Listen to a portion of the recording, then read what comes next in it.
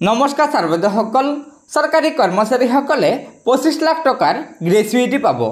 হয় सर्वोदयসকল सरकारी कर्मचारीসকলৰ অৱসৰকালীন গ্ৰেচুইটি আৰু ডেট গ্ৰেচুইটি 20 লাখ টকাৰ পৰা 25 লাখ টকালৈকে বৃদ্ধি কৰা হৈছে। হয় सर्वोदयসকল গ্ৰেচুইটি সন্দৰ্ভত থকা আজিৰ এই খবৰটো আমি বিতংকৈ জানি লম। তাৰ আগতে আপোনালোকক এটা অনুগ্ৰহ কৰি লগৰ বন্ধুবৰ্গক ভিডিঅ'টো শ্বেয়াৰ কৰি আজিৰ এই গুৰুত্বপূৰ্ণ খবৰটো জনাই দিব। আৰু নতুনকৈ অহা सर्वोदयসকলে পৰৱৰ্তী সময়ত চৰকাৰী কৰ্মচাৰীসকলৰ বিভিন্ন খবৰসমূহ পোনপ্ৰথমে পাবলৈ অনুগ্ৰহ কৰি আমাৰ এই চেনেলটো সাবস্ক্ৰাইব কৰি ল'ব।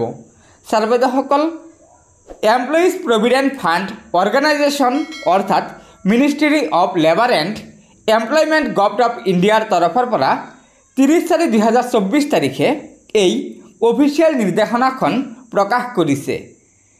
পত্ৰখনৰ বিষয় আছে চাব ডিএ 50% বৃদ্ধি হোৱাত কৰ্মচাৰীসকলৰ অৱসৰকালীন গ্ৰেচুইটি আৰু ডেট গ্ৰেচুইটি 25% বৃদ্ধি কৰা হৈছে।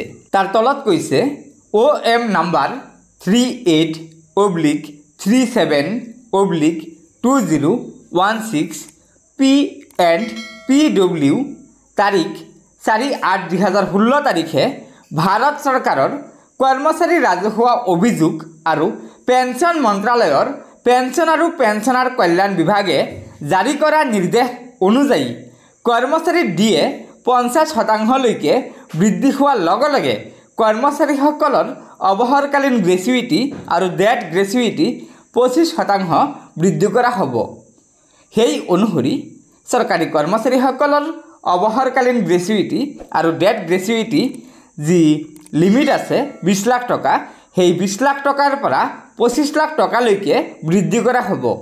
হয় सर्वोदयসকল ডিএ 50% বৃদ্ধি হোৱাৰ লগে লগে চৰকাৰী কৰ্মচাৰীসকলৰ গ্ৰেচুইটিৰ পৰিমাণ 20 লাখ টকাৰ পৰা 25 লাখ টকালৈকে বৃদ্ধি পাইছে। গতিকে सर्वोदयসকল লগৰ বন্ধুবৰ্গক এই ভিডিঅ'টো শ্বেয়াৰ কৰি আজিৰ এই সুখবৰটো জনাই দিব।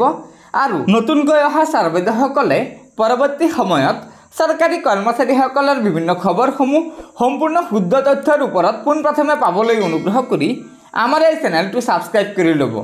গতিকে আজিৰ ভিডিঅ'টো ইয়াতে সমাপ্ত কৰিলোঁ। ধন্যবাদ। জয় আই অসম।